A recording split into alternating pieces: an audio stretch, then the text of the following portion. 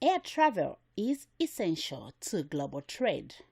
With the emergence of the COVID-19 pandemic, airports world over have seen an unprecedented trend of near zero to zero passengers on the runway. This has brought home a situation of job losses, revenue loss, and uncertainty in the aviation industry. In Zambia, international air travel has been restricted to only Kenneth Kaunda International Airport, with Ethiopian Airlines at the center of this. Aman Wally is the area manager for Ethiopian Airlines. Wally says with the COVID-19, a number of challenges have been seen. Fortunately for the airline, it has not laid off staff due to a conducive atmosphere that the airline enjoyed before the COVID-19 pandemic. Ethiopian Airlines is among the major airlines that has been affected by COVID-19. However, we can say that 90% of our passenger operation has been affected, but the airline had managed to come out of this tough times by diverting our operation, by converting our passenger aircraft into cargo aircraft, by loading cargoes in the cabin, and by increasing our frequencies. We have been able to come off this difficult times. Ethiopian Airlines has lost $1 billion in revenue earnings since the start of COVID-19. And Wally says the airline has devised a roadmap and is since optimistic that come the end of COVID-19, Ethiopian Airways will reclaim its giant position in the industry. What has kept the airline afloat this period is the charter airlines, coupled with its diversified initiative of transporting fruit and vegetables across the globe.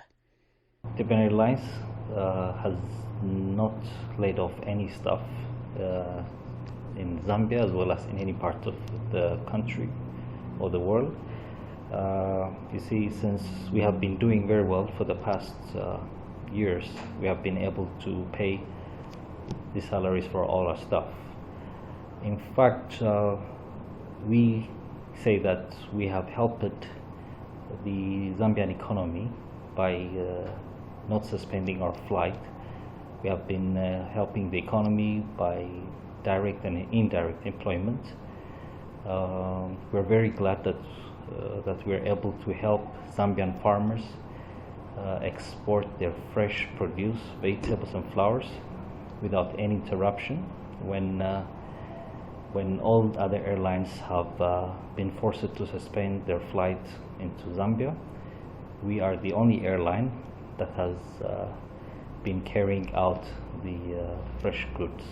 We didn't have any financial loss, but there has been a loss in the earning, and that is approximated to be close to $1 billion since the start of this COVID-19. Even though our passenger service has been affected highly due to this COVID-19, we have been able to work well in moving cargoes, especially the much needed medical cargoes from Asia into Africa, Europe and the US. So what we have done is that we have converted our big aircrafts into a cargo aircraft by removing the seats so that cargoes can be accommodated. And by that, we have been able to maintain close to 75% of our operational capacity. IATA, at the moment, we require all our passengers to fly with us with wearing all the protective equipment. But regarding social distancing, we have yet to wait with the recommendation of IATA as well. Borders are not yet opened for us to fly in. So we have never stopped, and as long as the skies are open, borders are open, we can't wait to come back serving our passengers.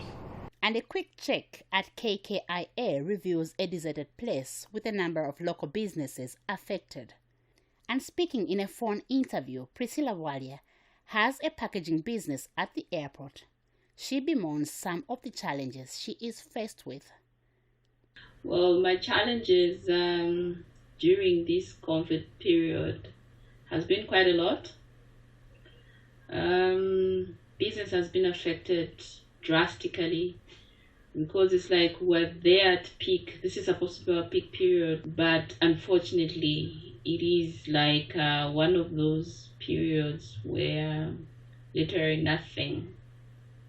So from our daily takings, like morning shift it actually varies, 1,500, 2,000, 3,000, plus the night shift, which would give us about 2,000, 1,500. Now we are getting less than that. We're getting a 200 per day, and from the 6 flights that we depend on, now we have 1 flight that we're depending on. The realities on the ground are that COVID-19 has upset a number of developmental projects, and Transport and Communications Minister Mutotwe Kafwaya is alive to this fact. The aviation industry in the country is not spared, going by the reduced traffic that the Kenneth Kaunda International Airport is currently servicing. It's just natural that the business which facilitates the travel will have to suffer. And in this sense, airlines have suffered because there are no customers. You can imagine when you think of KKIA, before COVID-19, we were having airlines that were landing at Lusaka, KKIA 5 times a day. The South African Airways and the Airlink, 5 times a day, 7 days a week.